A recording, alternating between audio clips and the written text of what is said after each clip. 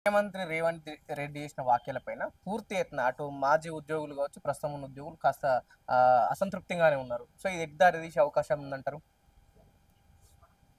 ప్రజలందరూ కూడా గ్రహించాలి.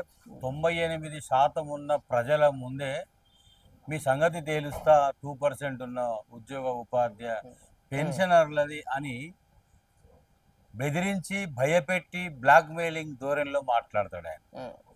ఇవాళ 98% మంది ప్రజలు కూడా నమ్మి ఓట్లేసినందుకు నానా రకాలుగా ఇబ్బంది పడతా ఉన్నారు. ఇచ్చిన హామీల్లో ఏ ఒక్కటి కూడా వాళ్ళకి చెందకపోగా లభించకపోగా ఈ రాష్ట్రంలో కాలు పెట్టిన దగ్గర నుంచి రేవంత్ రెడ్డి గారు ముఖ్యమంత్రి అయిన దగ్గర నుండి పడగొట్టడం, కూలగొట్టడం, పగలగొట్టడం, ధ్వంసం చేయడం, నాశనం చేయడం, రాష్ట్ర పరువును బజారున పడేయడం ఆయనకు తెలిసినటువంటి పరిస్థితి. ఒక ముఖ్యమంత్రి నన్ను చెప్పులెత్తుకపోయడం లేక చూస్తున్నారు అని అంటారా? అంటే ఈ రేవంత్ రెడ్డి గారి ప్రస్థానము 9.5 ఏళ్ళు కేసీఆర్ ఎక్కడ కూడా ప్రభుత్వంలో ఉన్న ఆర్థిక పరిస్థితి గురించి చెప్పలేడు. రేవంత్ రెడ్డి ఓపెన్ గా చెప్తున్నావు, నిజాయితీగా ఉంటున్నావు, ప్రజలకు ఇచ్చిన మాట నిలబెట్టుకుంటున్నాను అనుకోవచ్చు కదా. సో దీన్ని ఎందుకు పాజిటివ్ గా తీసుకుంటారు మీరు? ఇప్పుడు ఆడలేక మధ్యలోడు అన్నట్లు, వాయించలేక సంగీతమోడు అన్నట్లు. నువ్వు హామీలు ఎన్నికలలో ప్రచారం చేసేటప్పుడు ఆర్థిక పరిస్థితి లక్షల కోట్ల అప్పులు చేసింది, బీఆర్ఎస్ ప్రభుత్వం అప్పు చేసింది, ఆగం చేసింది అని ప్రచారం చేసింది ఎవరండి? రేవంత్ రెడ్డి కాదా? ప్రధాన ప్రచారకుడిన కాదా?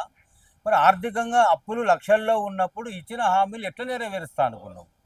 నువ్వు రాకముందే భారతదేశానికి స్వాతంత్రం వచ్చినప్పుడు, స్వాతంత్రం రాకముందు బ్రిటిష్ కాలం నుండే నిర్ణీత వేతనాలు ఈ ఉద్యోగులకు ఉన్నాయి. ప్రతి సంవత్సరానికి ఒక ఇంక్రిమెంట్ వస్తుంది, ప్రతి 6 నెలలకు ఒక డిఏ వస్తుంది, ప్రతి 5 సంవత్సరాలకు పే రివిజన్ కమిషన్ వస్తుంది.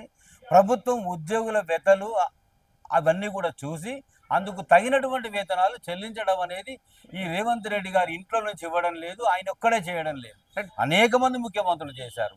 మీరెందుకు చెయ్యరు అని అన్నప్పుడు ఆర్థిక పరిస్థితి బాగాలేదు అంటున్నారు. ఆర్థిక పరిస్థితి బాగాలేదు 18 నెలల కాలంలో మీ ఎమ్మెల్యేలు వేతనాలు త్యాగం చేసినరా? మీ ఎమ్మెల్యేలు అలవెన్సెస్ త్యాగం చేసినరా? మీ ఎమ్మెల్యే లగ్జరీస్ మానుకున్నారా?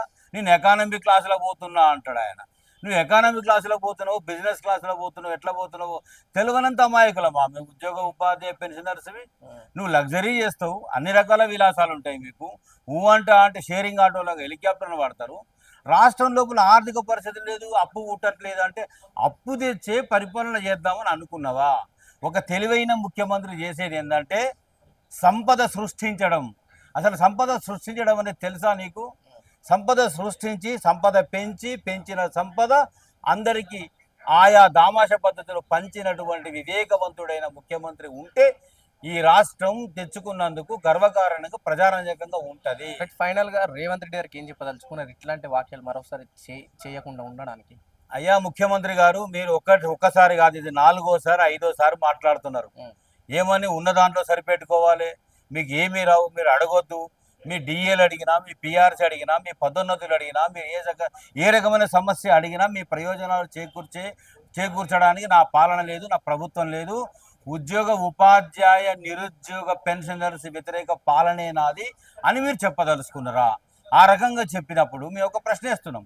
ప్రజా సంక్షేమ పాలన అందించే ప్రజా పాలన పేరుతో నడుస్తున్న కాంగ్రెస్ పాలనలో ప్రజా సంక్షేమంలో ఉద్యోగ ఉపాధ్యాయ పెన్షనర్స్ ఉన్నారా లేదా? మా సంక్షేమం మీకు అవసరం లేదు అని అనుకుంటే ఓపెన్గా చెప్పండి, మీ సంక్షేమం మాకు అవసరం లేదని. ప్రజల దగ్గరికి వెళ్తాం. మేము ఏం అన్యాయం చేశామో, ఏం ఖజానా ఖాళీ చేశామో, మా వల్ల లక్షల కోట్ల అప్పులైనయా? మా వల్ల నువ్వు 18 నెలల కాలం లోపల 1,59,000 కోట్లు అప్పు చేసినావా? ఆ అప్పుల్లో నుండి మా వేతనాలు ఇచ్చినవా? మీకెంత పోతుందో, మాకెంత పోతుందో, మీకు ఎన్ని రకాల పెన్షన్లు వస్తున్నాయో, మా సిపిఎస్ రద్దు కాక మేము ఎంత బాధపడుతున్నామో, పెన్షన్ లేక ఎంత అఘోరిస్తున్నామో ప్రజల దగ్గరికే పోదాం, ప్రజా దర్బారు పెడదాం. నడవండి, మీరు వస్తారు, మేము వస్తాం, ప్రజల దగ్గర తెలుసుకుందాం. నమ్మి ఓటేసినందుకు ఇవాళ ఎవరండి కష్టపడది? ఉద్యోగులు, ఉపాధ్యాయులు, నిరుద్యోగులు, పెన్షనర్స్. మార్పు రావాలి, కాంగ్రెస్ కావాలి. కాంగ్రెస్ కావాలంటే వచ్చింది, మార్పు మాత్రం ఏం కనబడతలేదు. మాకు వచ్చిన మార్పు ఇంత గొప్పగా ఉన్నది అంటే మానసిక హింసకు గురి చేయడం అనేటువంటిది కరెక్ట్ కాదు. అంటే ముఖ్యమంత్రి గారి మానసిక స్థితి చూస్తుంటే నాకు ఒక డౌట్ కూడా వస్తూ ఉంది. చాలా సీనియర్ డాక్టర్ ఒక మిత్రుడు ఉన్నాడు నాకు. లేదండి, మొదటి నుంచి ఆయనకు సైకలాజికల్ డిజార్డర్ ఉంది, అప్పటిదప్పుడు ఆవేశం వస్తుంది, అప్పటిదప్పుడే ఓపిక ఉంటుంది. ఏదో మాట్లాడబోతాడు, ఏదో అంటాడు. ఏదో అన్న తర్వాత ఎవడన్నా మాట్లాడితే వాని మీద దుముకుతాడు, రంకెలేస్తాడు, గొడవ చేస్తాడు. చిన్నప్పటి నుంచి అదే మానసిక స్థితి అయినది అని చెప్పారు. నాకు ఇప్పుడు అనిపిస్తూ ఉంది, డాక్టర్ గారు కావాలని చెప్పిండేమో అని అనుకున్నాను. మరి రేవంత్ రెడ్డి గారి మాటలు, ఆవేశం వచ్చినా అవే మాటలు, ఆనందం వచ్చినా అయ్యే మాటలు. పిల్లల మీటింగ్లు ఉన్నా అయ్యే, కనుగూర్లు బీకుతా, పేగులు మెడలు వేసుకుంటా, బాని నరుకుతా, వీని పొడుసా. ఒక ఇంటర్వ్యూలో ఏం చెప్పిండని ముఖ్యమంత్రి గారు, మీరు ముఖ్యమంత్రి గారు కాకపోయాడు, రాజకీయాల్లో కాకపోతే ఏమయ్యేవారు అని అడిగాడు. నేను రౌడీ షీటర్ని అయ్యేవాడిని అని చెప్పిండు ఆయన. మరి అట్లాంటి ముఖ్యమంత్రి నేను ఏదో చూడలే. చెప్పులు ఎత్తుకపోతాను అనుకుంటారని నేను పోతానంటే, నిజంగా చెప్పులు ఎత్తుకపోయే దగ్గర నుంచే నీ ప్రస్థానం మొదలైందా? అంటే మొదటి నుంచి నువ్వు చెప్పులు ఎత్తుకపోయేదా? చిన్నప్పటి నుండి చెప్పులు ఎత్తుకపోతాం అన్న డౌట్ వాళ్ళకి ఎందుకు వచ్చింది? నువ్వు రాష్ట్ర ముఖ్యమంత్రి కదా. ఎంత ఘోరం అంటే ఆ మాట విన్న కాడ నుండి. ఎందుకు అంటే ఇందాక నేను అడిగినట్టు, సో పాజిటివ్ ఎందుకు తీసుకుంటలేరు అంటే, నేను ఓపెన్ గా చెప్తున్నా, ఉన్నది ప్రభుత్వంలో ఉన్నట్టు చెప్తున్నా. గత ప్రభుత్వాలు ఎక్కడ కూడా ఇట్లా దాచినాయి, కొన్ని దాచినాయి, కొన్ని బయట పెట్టలేవు అన్నట్టు వాళ్ళ ధోరణి ఇస్తున్నా. నా ధోరణి ఏంటంటే, నేను ఉన్నట్టు చెప్తున్నా, ప్రజల ముందట చూస్తున్నా. అయితే నేను ప్రమాణ స్వీకారం చేసేటప్పుడు ప్రజలకు అన్ని నిజాలే చెప్తా, అన్ని సత్యాలే మాట్లాడుతున్నా. వాళ్ళు దాన్ని నిజం చేస్తున్నా అనుకోవచ్చు కదా మీరు. నువ్వు చెప్పేవేమో సుధపూస మాటలు, శ్రీరంగ నీతులు. నేను చెప్పే త్యాగం నువ్వే చేయవయ్యా, ఆ కష్టం నువ్వే పడు, బరువు నువ్వే పోయి, నేను మాత్రం సుఖంగా ఉంటా అనేటట్టు నేను కథ. హైడ్రా తీసుకొస్తే ఈయన ఇండ్లు మిగులుతాయి, ఈయన కుటుంబ సభ్యుల ఇండ్లు మిగులుతాయి, పేదల ఇండ్లు పోతాయి. వేతనాలు ఇచ్చే కాడికి వస్తే ఉద్యోగుల కడుపు కొట్టాలి, వాళ్ళ ఖజానాలు నింపుకోవాలి. ఇవాళ నేను అడుగుతా ఉన్నా, ఒక్క రకంగా కాదు. ఏదైనా సమస్య ఉంటే నిజంగానే నిజాలే మాట్లాడిన ముఖ్యమంత్రి గారు అనుకుంటే, ఈ కుటుంబంలో మేము భాగస్వామ్యం కాదా? పోరాడి తెలంగాణ తెచ్చుకున్న వాళ్ళం కాదా? మా వీపులు పగిలినాయి, మా తలలు పగిలినాయి, మా కాళ్ళు చేతులు పగిలినాయి. ఇవాళ ఆనాడు ఎక్కడున్నారండి మీరు? ఇవాళ మాకు రగిలిపోతుంది.